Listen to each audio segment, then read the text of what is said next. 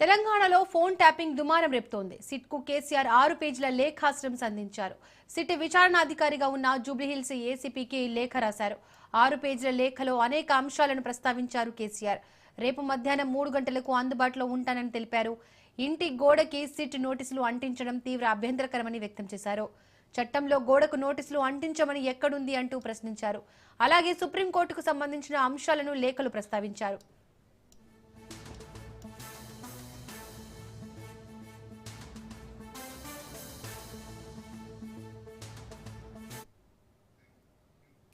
Right, ఇదే అంశానికి సంబంధించి మరింత సమాచారాన్ని మా ప్రతినిధి సైదులు అందిస్తారు.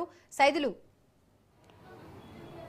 దీపిక, కొద్దిసేపటి క్రితమే మాజీ ముఖ్యమంత్రి కేసీఆర్ జూబ్లీహిల్స్ ఏసీపీకి సిట్ అధికారిగా ఏసీపీ ఉన్నారు కాబట్టి ఆయనకి 6 పేజీల లేఖను రాశారు. ఆ లేఖలో అనేక అంశాలు కేసీఆర్ పేర్కొనడం జరిగింది. అయితే రేపు ముఖ్యంగా నందీనగర్ నివాసానికి అయితే కేసీఆర్ వస్తాను అని చెప్పేసి కూడా ఆ లేఖలో పేర్కొన్నారు. మధ్యాహ్నం 3 గంటలకి నందీనగర్ నివాసంలో అందుబాటులో సిట్ అధికారులకి అందుబాటులో ఉంటానని ఆ లేఖలో కేసీఆర్ పేర్కొనడం జరిగింది. అయితే నిన్న సిట్ అధికారులు నందీనగర్ నివాసానికి వచ్చి ఆ ఇంటి గోడకి నోటీసులు అంటించడాన్ని తీవ్రంగా వ్యతిరేకించారు. ఆయన దీని పట్ల ప్రజలు అన్ని గమనిస్తూనే ఉన్నారని చెప్పేసి కూడా ఉన్నారు. ఎందుకంటే సిట్ అధికారులు నేరుగా నందీనగర్ నివాసానికి వచ్చి ఆ విధంగా నోటీసులు అంటించడాన్ని తీవ్రంగా కేసీఆర్ తప్పుపట్టారు. కాబట్టి ఖచ్చితంగా నాకు న్యాయం అంటే గౌరవం ఉంది కాబట్టి అసలు సుప్రీంకోర్టు ఆదేశానుసారము 65 ఏళ్ళు పైబడిన వ్యక్తిని తన నివాసం ఎక్కడైతే ఉంటుందో అక్కడికే వచ్చి సిట్ అధికారులు విచారణ చేయాల్సి ఉంటుంది. అయినా సరే సుప్రీంకోర్టు ఇచ్చినటువంటి గైడ్లైన్స్ని తప్పుపడుతున్నారు అని చెప్పేసి కూడా ఆయన పేర్కొన్నారు. అంటే ఇది కోర్టు ధిక్కరణ కిందికి వస్తుందని చెప్పేసి కూడా ఆయన గుర్తు చేశారు. దాంతోపాటు ఇక మిగిలిన కొన్ని అంశాలు కూడా ఆయన చెప్పడం జరిగింది. ఎర్రవల్లిలో నా నివాసం ఉంటుందని చెప్పేసి అందరికీ తెలుసు. గతంలో కూడా నేను ఇదే విషయాన్ని సిట్ అధికారులు మొదటిసారి నాకు నోటీసులు ఇచ్చినప్పుడు ఈ అంశాన్ని నేను ప్రత్యేకించి రిప్లై ఇచ్చే సమయంలో కూడా పేర్కొన్నాను. కానీ కావాలని ఒక దురుద్దేశంతో నందీనగర్ నిన్న రాత్రి 9 గంటల సమయంలో వచ్చి ఇంటికి నోటీసులు అంటించారని చెప్పేసి కూడా పేర్కొన్నారు.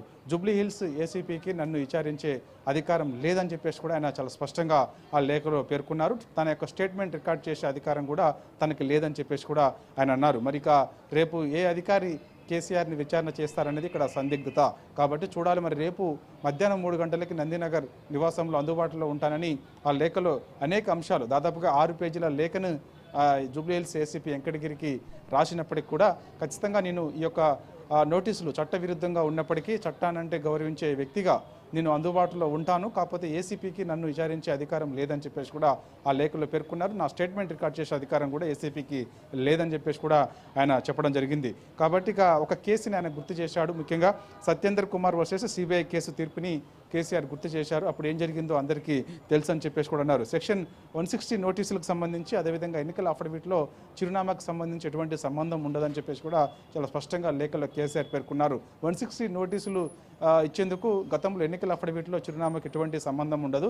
వ్యక్తి అసలు ఎక్కడ ఉంటున్నారు ఏంటనేది పోలీసులకు తెలిసినప్పుడు నేరుగా ఆ వ్యక్తి దగ్గరకు వచ్చి నోటీసులు ఇవ్వాల్సిన అవసరం ఉంటుంది. కానీ చట్టవిరుద్ధంగా పోలీసులు నేను ఎర్రవల్లి వ్యవసాయ క్షేత్రంలో ఉంటానని తెలిసినప్పటికీ కూడా కావాలని ఒక దురుద్దేశంతో నందీనగర్కి వచ్చి అక్కడ నా ఇంటికి గోడకి నోటీసులు అంటించారని చెప్పేసి కూడా ఆ లేఖలో పేర్కొన్నారు. ప్రస్తుతం నివసిస్తున్న చోటే విచారణ జరపాలని, అంటే కేసీఆర్ ఎక్కడైతే నివాసం ఉంటున్నారో అక్కడే విచారణ జరపాలని పార్లమెంటు చట్టం చాలా స్పష్టంగా చెప్తున్నప్పటికీ కూడా ఈ యొక్క ఫోన్ ట్యాపింగ్ కేసులో సిట్ అధికారులు ఉల్లంఘనకి పాల్పడుతున్నారని చెప్పేసి కూడా ఆ లేఖలో పేర్కొన్నారు. హరీష్ రావు నోటీసుల విషయంలో కూడా ఇదే పోలీసులో ద్వంద్వ వైఖరి కనపడిందని చెప్పేసి కూడా కేసీఆర్ గుర్తు చేశారు. ఎందుకంటే హైదరాబాద్లో హరీష్ రావుకి నోటీసులు ఇచ్చారు. మరి ఎన్నికల అఫిడవిట్లో ఆ యొక్క హరీష్ రావు అక్కడ చిరునామా మొత్తం కూడా ఆయన సిద్దిపేటలో నివాసం సంబంధించినటువంటి డీటెయిల్స్ అన్నీ కూడా ఉంటాయి. మరి ఇప్పుడు హైదరాబాద్లో ఉంటున్నటువంటి హరీష్ రావుకి ఏ విధంగా నోటీసులు ఇచ్చారని చెప్పేసి కూడా గుర్తు చేశారు. పోలీసుల ద్వంద్వ వైఖరి చాలా స్పష్టంగా కనిపిస్తుందని చెప్పేసి కూడా